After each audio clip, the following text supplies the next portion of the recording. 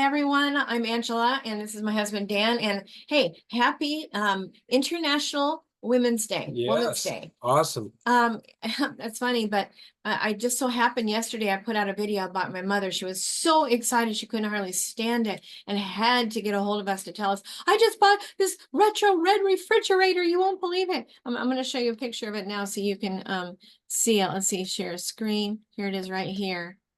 To see this cool red refrigerator, isn't that awesome? And she's so excited about it. And she was crying really. It was on and just sale too, wasn't it? yeah, she was on sale. She got it like around half price and just thrilled. And I couldn't believe it. I mean, there was tears, unbelievable tears. And she couldn't stop crying really. And she said that she feels like it broke the pattern of just being in more of like a poverty mindedness. It brought her into allowing her abundance, is what she said. And she was just so thrilled. And then, of course, I just knew this was going to happen. The very next day, my mom is all like, nervous, thinking maybe I made a mistake. Maybe I shouldn't have done this, that kind of thing. I just did a change in here. I'm not sure what to do to make it go big again, but I guess it doesn't matter. It'll be fine. But my mom, she just felt like that all her life, like everybody else was more important than her. And, doesn't do those nice, I'm going to say frivolous, and I don't think this is frivolous either. This is the funny part about it. I mean, the refrigerator that my mother had was just really decrepit and old. And so I'm like, okay, so I guess we can stop sharing screen, right? Okay, well, anyway. Oh, stop share. Okay. And then that will put it back to, we're learning how to do this thing. But why was it that she didn't feel she deserved it? It's like this long patterning that women have of not thinking that they're worthy to have things. That they'll make sure that the children have those things, their husband, they'll go out of their way to make sure their husband gets everything that they think that they want, desire, and need. I have done this for many a year, and putting myself second, and even allowing him to put me second. Like one time, my ex-husband was a musician, and I did all kinds of albums together with him, but I never sang on one single album ever. Now you can see me back here. I'm singing at an event here. I put together an album that Dan allowed me to put together. But oddly, when I wanted to do something for me, I felt like that we didn't have enough money for it. And Dan caught me saying it a second time. And said, wait a minute, wait. What are you saying that we don't have enough money for you to do an album? We just did a book for me, another book for me before that, and all these things. Why do you say that? What's the deal? And there really wasn't any fair reason to say that, except for that it was just something that it was learned behavior, learned way of thinking of how women are just second class. You don't get your dreams. Everybody else is important, everyone else.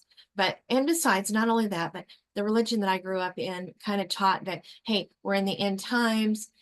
This is selfish. This is actually selfishness to think of wanting such things. This world's not going to last anyway. So all money should go towards the necessities of life for everyone and not anything that makes you really joy filled. But my mother was so joyful that I realized, if this is going to cause her creativity to spark in a really big way, how exciting is that? What is that even worth? What is that even worth to the world?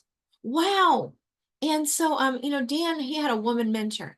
And, when we did the Seventh-day Adventist 3ABN program, it was called Celebrating Life and Recovery. And our program, they decided to call, Am I Too Crazy for God? Because Dan was sharing some crazy things. But one of the things that we both shared, but it was fun. But one of the things that Dan shared is that this woman was his mentor and teacher, and they stopped the cameras. No. Women don't teach men, Dan. And they they couldn't get over that. And it was like, hey, she was amazing. Dan, tell us a little bit about this woman. Yeah, I just want to say, yeah, that think about this. This was the church, and they literally come out and turned off the cameras. Yeah. And they said men don't go to women for problems, for certain problems, men go to men. And I said, well, this woman wasn't afraid to talk about things. I could tell her anything. And they said, well, you can't tell them everything. Yeah, I said, no, I could tell her anything. And I just want to say this before I talk about Marcia, but when I came out of the Jehovah's Witnesses, the women, the guy could go up on the platform where they give the talks, and he could give a talk. He could put his Bible there and give a talk. but the women couldn't. And I didn't really put the two together, but the women had to sit down. The women had to be together at, two of them. It had to be two women, and they had to be sitting at a table, like a round table, having a discussion. And I didn't put that together, that women weren't supposed to be on the stage except for men. Yeah, and then there's this one church Dan and I visited called Nampa First Church where we live. And it was interesting because when we would go to lunch after the service, the women were always separating themselves and sitting on one end of the table, and the men were way on the other end of the table. And I was like, well, I'm going to sit with my husband. And they're looking at me like, you're doing it wrong. Yeah. You're not doing the rules. They don't want you over there. And I'm like, why not? What is the problem here, guys? I just couldn't even understand it for the life of me. Yeah. And in my days growing up in a worldwide Church of God, they didn't allow women to do anything. We didn't run the correspondence course. We didn't teach at the college that I know. I don't know of any woman that taught there. We didn't get on the stage. The only thing we ever were on that stage for any reason whatsoever was to play special music. That was it. And I did do that many a time. I sang and played my guitar. But other than that, women did not ever grace that stage, ever. Not allowed. Women are not to teach men. Paul had in the Bible, which I don't agree with. I feel like that was the times that they lived in. At that time, that was what was appropriate for that time. Otherwise, you were considered to be whatever. And I feel that was why that happened. I don't think that was a command from the Lord at all. I just don't. I'm sure he would say that too if he was here. So anyway, it's sad. I mean, where did this whole thing start where women felt lesser than? Did it go way back to Eve? Where, somehow everybody blamed her, even though Adam was right there next to her when she took the bite. And then she handed it to him and he took the bite. I mean, come on. He's the head of the household, which is what churches will often say. Why didn't he say, no, Eve, no, don't grab that thing out of her hand? No, he didn't do it. No. So he was the leader and the head over the woman, if that's how you want to look at that. And he didn't do it right, guys. So why do we get blamed? But guess what? Somebody's got to be at fault, right? So I think it's like a tradition. It's like, I grew up in the Jehovah's Witnesses, 40 years, and we were told the men were the head of the women, right? The head of the church was Christ, the head of church, the Christ was God, and, the head of man was woman. And so it really wasn't, in my mind, like an abusive thing. It was just, women should listen, and men should talk. And so it's kind of funny, when I left the Jehovah's Witnesses, I had probably 10 women teachers, 10. And one of them was really tough. She was a really powerful lady. Her name was Marcia. And she dressed bright and beautiful, and, Powerful. black gowns with big orange scarves. Yeah, you knew she was a boss. She literally walked through the neighborhood. Yeah. She was rich. Yeah. And she walked through the neighborhood, and she bought 2 of these houses. And when she walked through there, the carpenters would run hide. Oh, yeah. They would literally hide. And I'm like, what are you guys doing? It would be like the streets were cleared. And she would just say, I took a level and I put it on my wall and it was crooked. And I'm wondering why. But she had a voice. She had eyes that were piercingly clear. She could see through to your soul. And she told me, she says, I'm going to tell you 2 things. One, if you ever come over my house, never drink a beer, never do anything like. She set a boundary right away. Before you come. Because I came over there one day, I had a beer, and then I went over and talked to her, and she's like, don't ever come to my house and have a beer. And then she said, the second thing I want you to do is, if you're going to work with me, if you're going to learn from me. And like I said, I wanted to know what she had. She was wealthy. She was organized. She had things together. And I, coming out of the Witnesses, didn't know who I was. I'd never heard of a Myers-Briggs test. I never heard of, personality tests and, Enneagrams. And so she was going to help me, but then she set another boundary. And she basically said this, and this was hard to hear, but she said, if you're going to work with me, you got to eat shit. And I said, what? I was like, excuse me, eat shit? That's a harsh thing to say. Yeah, you know what? You're saying that to a guy, you know what I mean? You got to eat shit. And so I went home and thought about it. And she says, because she was going to tell me things that I maybe didn't want to hear, but if I wanted to grow, I needed to hear them. So she's the one who told me about the house cleaning, that, hey, you go to work every day, you get a nice check, you get to laugh and joke with the guys, and then you come home and you plop, right? And your wife has been working all day too, but only the work she's doing is thankless. It's picking up socks every day. cleaning off the table every day, washing your clothes every day, and you don't even notice. Yeah, do diapers, homework with the Diapers, kids, homework, dishes, bills. laundry, bills, opening the mail. I mean, and phone calls, emails, it just never goes on. And it goes into the night. After you come home, her work begins again because she's cooking, Yeah. cleaning. And so anyway, this lady was going to just put me through a regiment that you've got to be aware of what goes on in your house. You've got to be aware you've got another person there, not a second class wife, but you've got another person there that has things she wants to do in her life, dreams and hopes and wishes. Well, it's interesting, Dan. I mean, a woman meets a man and he's excited because maybe she does have a sense of herself and she is exciting and she is doing some fun little things Yeah. that maybe it's how you even met her at some dance class, or I don't know, something that she was doing that made her exciting, maybe a really cool job that she had or something. But then she, it becomes a mother, has children, and she doesn't have anything to say anymore and she's not very exciting anymore. But why have women learned that once you become a mother, that you're nobody now, you're just a stay-at-home mom, and maybe you'll, do some secondary job I'll to tell you make why. ends meet. I'll tell you why. Okay. Because women are used to picking up the slack. And if a guy comes home, right, and he just throws his shoes anywhere, throws off his socks, grabs a beer, leaves it out, and the next day the woman's like, I need to clean this up. She puts the shoes away, she picks up the socks, and she does the beer. The guy won't learn anything. He'll do it again, right? He'll take off his socks. He'll leave his shoes out in the middle of the road. He'll leave his beer, his plate, whatever. And the woman just moves into the role that she was accustomed to, maybe by habit, right? Mm-hmm. And so this is by habit. The guy's unconscious, right? But everything's fixed, right? He doesn't have to do anything. It's fixed, right? The shoes are put away, the clothes are hang up. Yeah.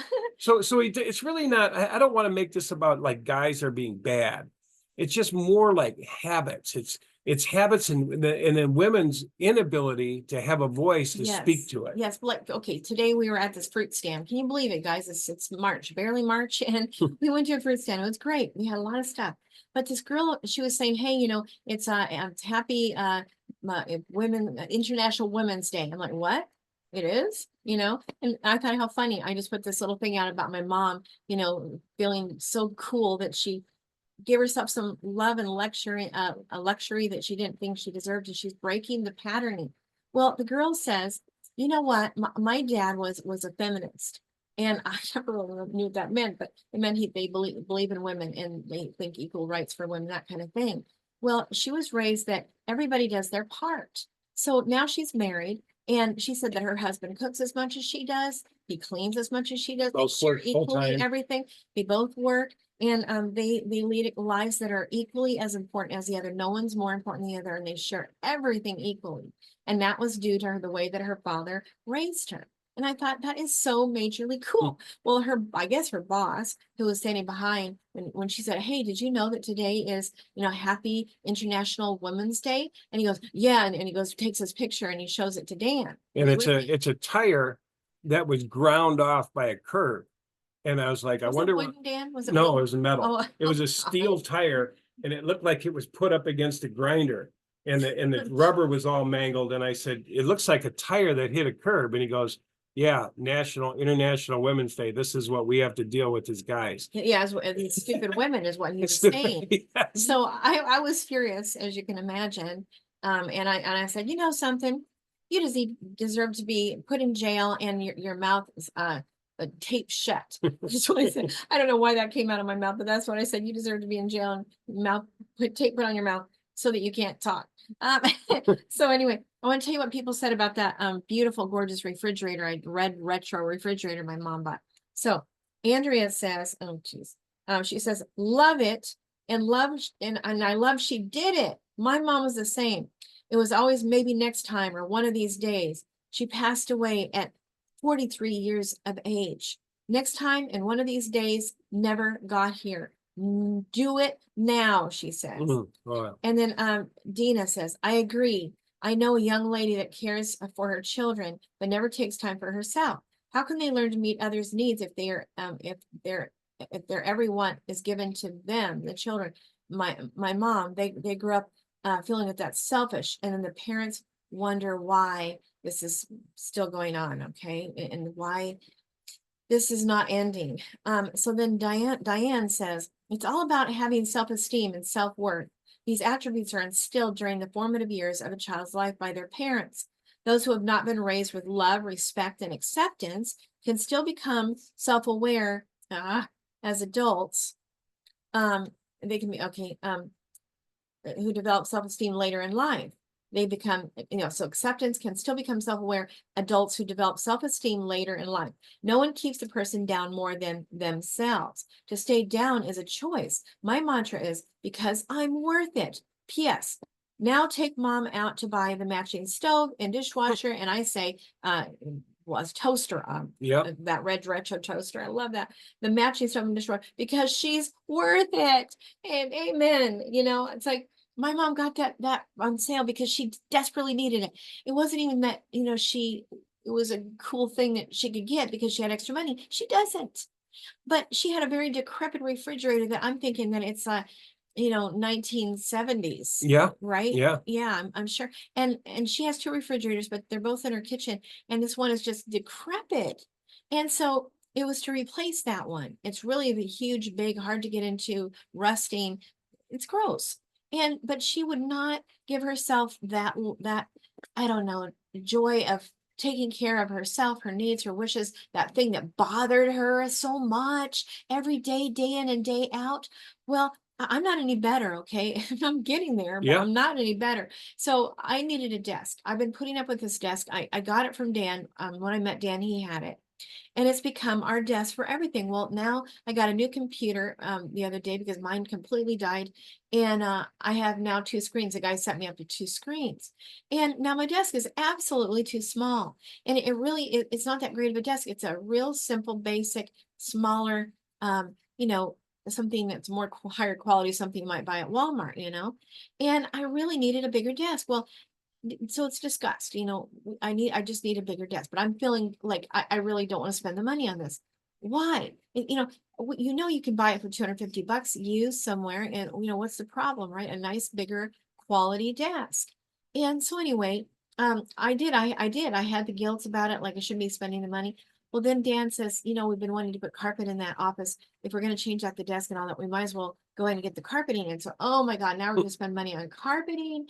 Oh, again, that same feeling like, it's like an extra luxury that I really don't need. It's a self-esteem issue, guys. It is. And if I can learn how to accept my good, that will be a good thing when I fully can accept it, not the very next day have guilt because we bought that and we spent money on that, that I feel we should not have spent on me.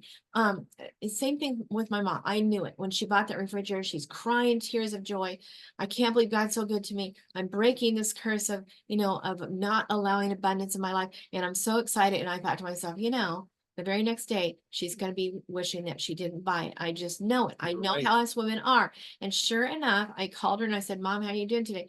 Yeah, well, I'm having doubts. Maybe I shouldn't have bought it. I'm like, I knew it, because that's how us women do. Well, I say it's high time, as I said in my post, if anybody read it, it's high time that us women stop it, right? There's been some powerful women in the world, and like the Proverbs 31 woman's always been a great example of a powerful woman who does a lot to make her husband shine, and buying and selling lands and all kinds of things. Wow, that's an empowered woman in a man's world. But hey, she was an example of what us women should be like. She was exciting, she had servants, she was wealthy. And there was Deborah in the Bible. There's been several times, and there's some accounts that are not in the Bible, of women that God had to use because the men wouldn't step up to the plate. Deborah was one of them, and she became a judge of the people of Israel. And she was a powerful judge, but it was the best God could I shouldn't say it. See, here I go again. The best God could do at the time. Look, I think women are equals to men. Women are the weaker vessel physically, but not emotionally, not mentally, not intuitively. And men are just as awesome, but in their body physical nature, they're strong. And obviously, the stronger is going to more nurture the younger, you know. I mean, even in nature, when something's having a hard time, these animals have been known to take it in, even if it's not their baby, or even it's not even the same kind of animal. They've been known to cover it during the night and get the thing through a horrible time. One time there was a car accident, and the person, I remember who it wasn't to me, that it seemed like it was a young person, very young person anyway, in a very bad snowstorm, got stuck and was out trying to get home, walking, you know, and it's not going to make it. It's going to die. So I don't remember what kind of animal. I think it was a big white furry bear, I think, took it and just nurtured it in its arms and held it all night long. And then the next day, it got to safety. So, you know, this is nature, that the stronger take care of the more sensitive, smaller, weaker Yeah. vessel. So I appreciate that about men. I really do. I don't want to be a man, and I'm glad I don't have to make the final decision whenever there's a question involved on what should we or should we not. I defer to my husband. I think that's the way it ought to be. But us women are not lesser, and we're not weaker in any way except for physically. That's the only way.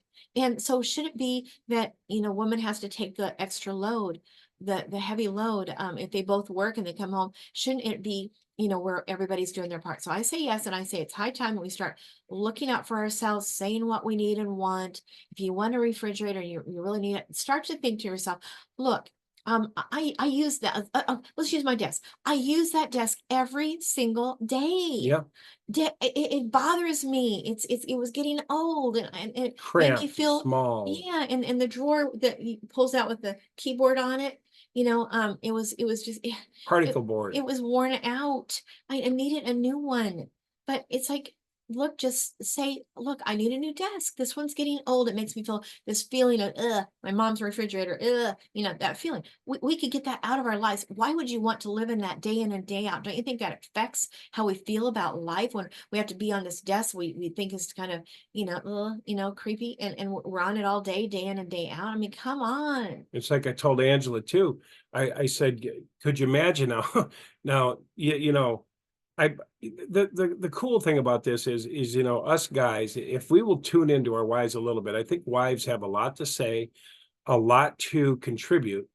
And if we would tune in and actually hear like this, we'll talk about the desk, but go back before that, her and the album.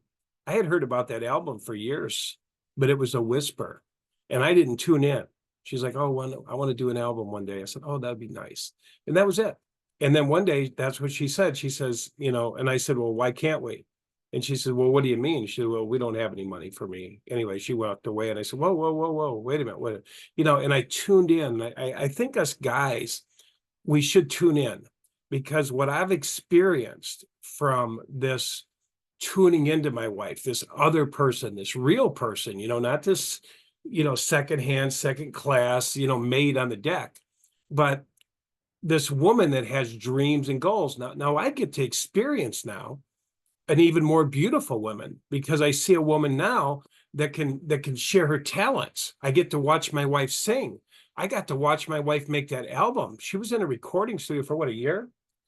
Two. Two 2 years, having the Yeah. time of her Oh, life. I really loved And I it. go, holy crap, she knows music. She could hear music. And the guy was really impressed. And I'm like, whoa. And she got to sing with some of the biggest people here in Boise, Idaho. And so I got to experience her joy and her love, because I actually heard her and I actually tuned in. So the same thing happened with the desk.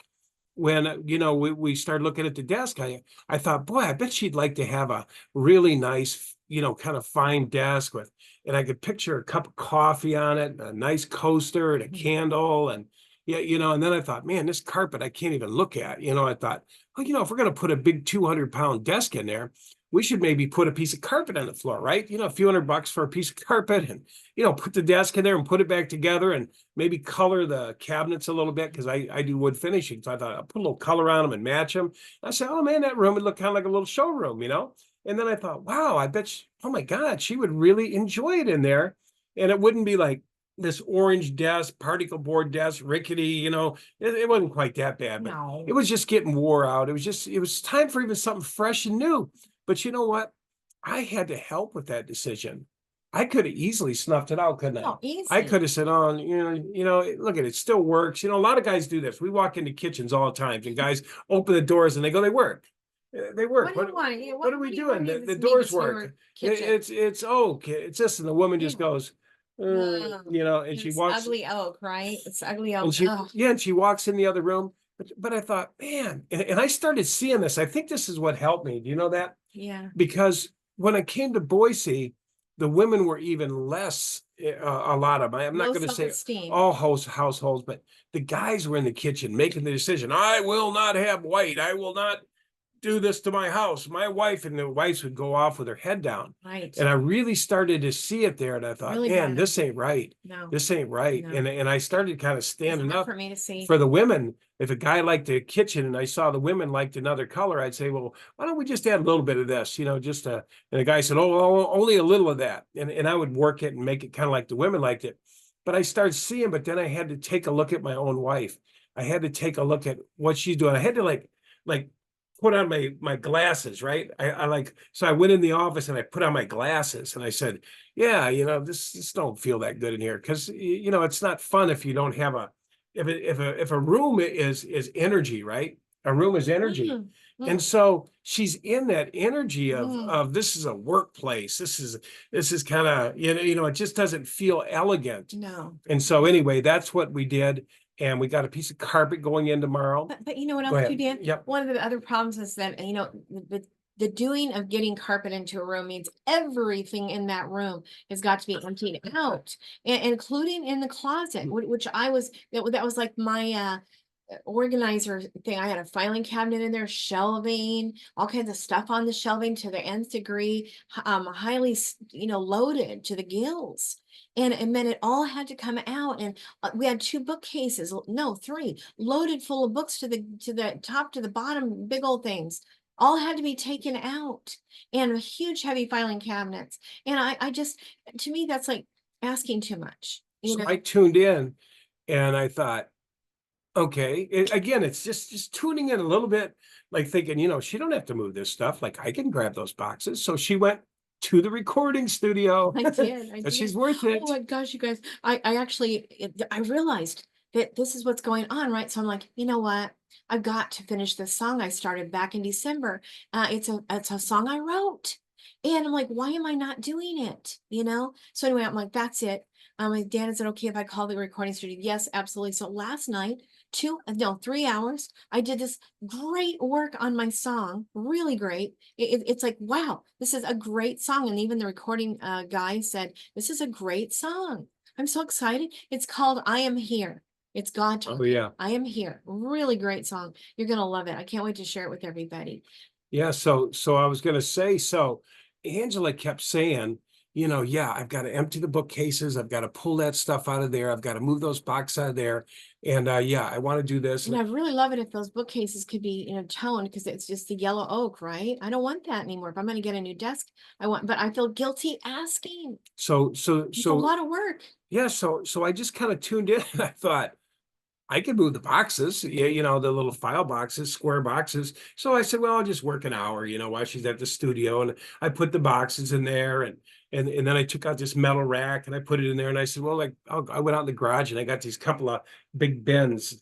And I just took the books out in order. I said, well, I can put the books in order. She's not going to be all messed up. I took them down, put them in order. She kept them stacked. Is Put them that in the guy thing? I don't and I think put guys them are on like that. top and I put them all in there and I emptied one bookcase and then I filled the box and I pushed it in the other room and then I emptied the other bookcase and I took everything out and pushed it in the No, other what room. guy cares that much, guys? That they're gonna take it out in order. So because I'm like that, I want all the same books where they came out of. I want them into the box, a separate box, so it doesn't get all confused. Otherwise, I have to resort all those books, and that's a nightmare. So I was a little worried about that, and then he tells me, "Don't worry, Yeah, I just put them put just them all in the right." same thing and I put them Can't stacked believe up in it. order. And then I pushed them in the other room and I organized it. And then I emptied out probably 85% of the room, doing it. I pulled a big treadmill out of there. I put this over there and I filled the whole other room. I took the chairs out of there, and the only thing was left was a desk and a file cabinet because I didn't have a big dolly. And I pulled one file cabinet out of the closet, and Yeah. you know, Yeah, it was heavy. fun, and you know, my wife was so Oh, appreciative, and it made me oh, feel good. I'm talking about this law of reciprocity. So I said, well, I can lift the box, you know, strong guy, right? I can pick up the oh, boxes and use an throw them in animal. there, and I grabbed them, and she came home and she said I was in awe, which made me feel good. Mm, She said, oh my God, I was in awe. Oh my God, how did you do that? How did you move all mm. that? How did you? And I said, yeah, and I kept everything in order, and I put everything in so you could put it back. And then this morning we finished up, and tomorrow carpet. And then the next day we're going to put the desk back and put everything back, and all the furniture is going to match in there. It's been a crazy deal, man. Let me tell you what. I mean, we ripped out so many wires out of this corner of that goes into this, that, and the other thing, all ripped out. Like, oh my God. So that's exactly why I didn't want to do it. But Dan's like, no, you know, this is important. You work at that desk every day, all day, and you need it to be nice. You need to feel good in your space. And I'm like, yeah, it's true. I do. So And she had a little self-doubt the next day I did. or that night. Yeah. You know, she's like, you know, what about the kids in China, or, you know, Yeah, in New New York? York and And oh my God, I feel California, guilty. And I said, you California. stop that right now. Stop it. And so we have to be strong too, and helping them convert into this person that at least gets some of their needs met. And I just want to say what I've enjoyed is my wife always appreciates it when I do something for her. And it's beautiful to see appreciation. And it's a beautiful to love your wife, to look at it at another level, like because your wife can love you at another level. She's not walking around with some resentment in the back of her mind, maybe saying, why do I have to do all this thankless work? Why doesn't he lift a hand? You imagine if she had to come home and move all those boxes and the weight on her Oh, shoulders, she wouldn't have been able to I was enjoy the dreading song she it. just did. And No. so she was able to play her song, and I put some headphones on and listened to it. I couldn't believe it. It was mind boggling. Mhm. But because we're working together, there's room for us both to figure out our dreams. Angela has dreams, and she's getting to live them now. And you can see she looks happy, and Mhm. she's singing and she's doing her gift. I'm doing my gift. And then, you know, about a month before, I bought a ring, or I had a ring worked on. I had a stone put in a ring. It was $500, you know, $500 more than the carpet, you know, but I had it done, and yeah, you know, it looks all cool and everything. So, you know, it's this reciprocating back and forth, realizing this is my partner. This is my healthy, whole, smiling partner that's doing what she loves. And then there's Dan doing what he loves. And we're both smiling, not frowning on the inside and faking it on the outside. Yeah, and you know, and as far as Dan getting that ring, it's like that's been something that's been like a problem. He had a ring that he bought and he had it remade, and it just turned out terrible. And the guy even added a whole bunch of stuff to it that made it more valuable, but it looked like crap. And it was such a disappointment. Oh, I can't begin to tell you. And so I don't know, 4 years have gone by since then, three at least three. I never wore it. And no, never wore it. And it's like this thing is useless. It just sits in there. It was just ugly, ugly. So it's like I really, really want that to get into good use. I mean, I had it done the way I wanted, but it didn't turn out how I was expecting. So finally, after 3 years, we cough up the money to get it done right and redo it again. So now it's beautiful. It's absolutely beautiful. And you know, it's like there's always something you think that would be better use of that money, but it was something that makes Dan feel good about himself. And it's beautiful. It makes him feel like this sense of abundance, like there's abundance in this world and it's important to him. And so I as a woman say, you know, if that is important to you, then it's important to me. And we need to do this. And, you know, it's a bit of money, but you know what? And we've already sunk a lot of money into it. But hey, that was 3 years ago. And come on, let's get it done right. Let's get it done right. So it's usable, right? And it's going to make you feel good. And boy, does it make him feel good. So let's get the room done right. It's gonna make Yeah. you feel good, so it's usable. See, same thing. Yeah. It's like, why is she not worth it too? Yeah. So Yeah. tomorrow, beautiful piece of carpet going really Oh, nice. it's so cool. Oh, It's like, you know, stuff you might find in a hotel. It's blue and like the beautiful darker blue that has tans in it. And it's way awesome. It's just for an office, you know, you'd probably see it in a high-end hotel, that kind of carpet, but it's an office. That's what I wanted.